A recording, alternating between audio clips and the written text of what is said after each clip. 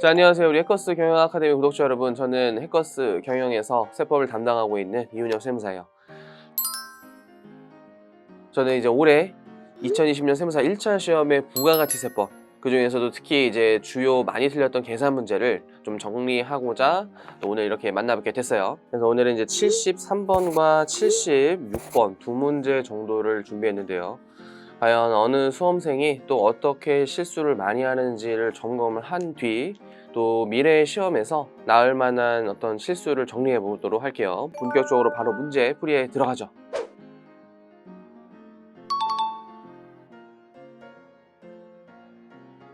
그래서 73번을 좀 바로 보시면요, 매년 출제되는 과세표준 계산 문제예요. 요게 이제 물론 1차에서도 매년 나오는데 2차에서도 최소 8점으로 종합문제가 출제가 돼요. 1차부터 좀 탄탄히 하셔야 되는 주제라고 이제 했어요. 그래서 올해는 이제 A의 과세사업자의 1기 예정신고 날짜 주의하시고요. 과세 표준에 포함될 금액 물어봤는데, 먼저 첫 번째는 공급 단위를 구획할 수 없는 용역이어서 주로 뭐 부동산 임대 용역 같은 걸 예시로 들었죠.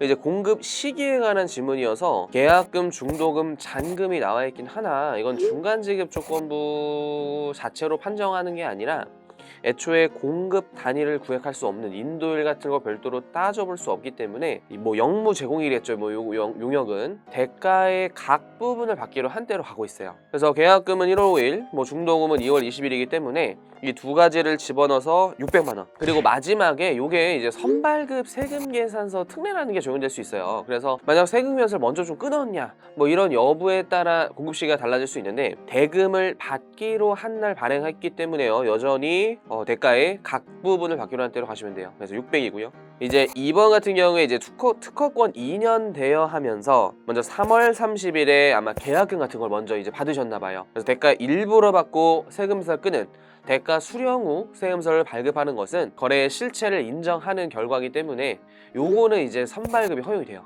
그래서 이제 100만 원이 3월 30일에 들어가고요. 양가로 3번은 좀 페이크가 좀 이제 처음 나온 포인트여서 요게 아마 좀 많이 수험생들이 실수를 하신 것 같은데, 세금서 발급 시기에 지금 대금 지급 시기가 30일 이내여야 돼요. 근데 지금 괄호의 날짜를 보시면 30일이 지났어요. 30일이 지나셨기 때문에 그 이제 법에서 나온 요건을 충족하지 못했죠. 그래서 요건 이제 관련 법령을 좀 이제 삽입해드리면 17조 공급시기 특례에서 우리 원래 7일 내에 받으면 괜찮은데 7일이 지난 후 대가 받았을 때는 요건이 좀 까다로워져요. 그 중에 동그라미 1호에 해당되는 게 지금 약정서 같은 걸 좀 쓰고 그게 청구 시기와 지급 시기 사이 기간이 30일 이내 한 달 내일 때만 이제 대금을 먼저 수령하고 세금서를 이제 발급했을 때도 이제 선발급을 허용하는 이제 예외적인, 그래서 세금서 발급 후 7일이 지났지만 30일 내고 그러한 계약서들이 잘 확인이 된다면 세금 기한서 발급하는 때 이제 공급 시기로 보는 특례란 말이에요. 근데 요건 이제 요건 충족하지 못했기 때문에 양가로서 한번 끝에 있는 용역 제공 완료일을 공급 시기로 두셔야 돼요. 그래서 일기에 안 들어간다.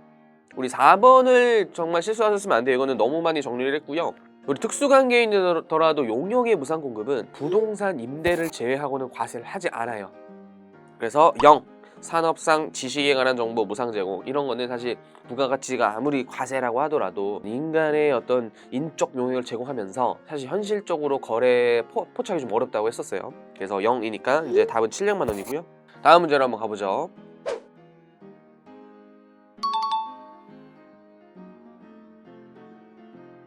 76번에도 굉장히 좀 신선한 물음이 출제됐는데, 이번엔 과세사업자 A의 1기 확정신고 합계표인데 매입차별이에요. 매입차별. 그리고 매입세액의 가감, 더하거나 뺄 금액을 물어봤기 때문에 이걸 문제를 잘 읽으셔야 돼요.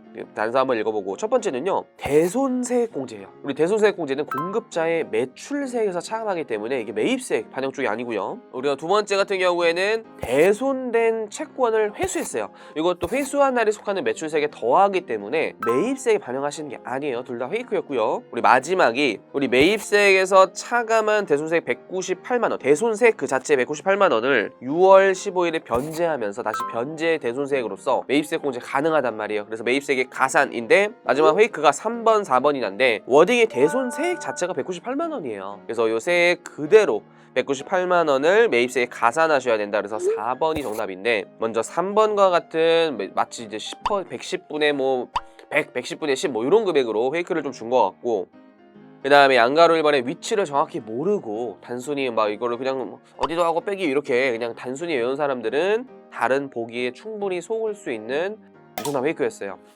그래서 마지막으로 관련 법령 좀 체크해 보시면 매입세액에서 상대방이 이제 대손세 공제 신청하시면 나는 원래 이제 돈을 안 주고 매입세액 공제를 받은 결과가 나오기 때문에 이제 내 매입세액에서 이제 차감을 당할 거예요. 세무서장님의 어떤 지시에 따라. 근데 그 이후에 이제 변제를 하셨다면 이제 제대로 된 부가세를 지급을 하면서 다시 매입세 공제가 일어나야 되는데 그 조문이 요거죠. 전부 일부를 변제한 경우 어떤 변제 대손금액 관련된 대손세액에 해당하는 금액을 변제일에 속하는 과세의 매입세액에 더한다. 이렇게 매입세액에 더한다라는 걸 통해서 이제 출제를 했었어요. 그래서 이렇게 우리 올해 부가세법은 어렵지 않았고요.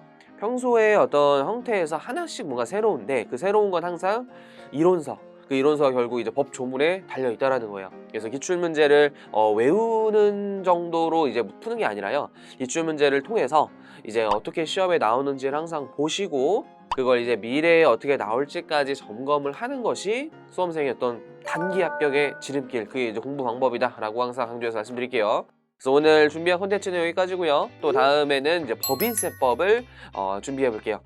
자, 이러한 콘텐츠 외에도 수많은 양질의 또 세법 강의를 보고 싶으신 분들은요, 아래 또 링크를 통해서 우리 경영아카데미 홈페이지를 참고하시고요.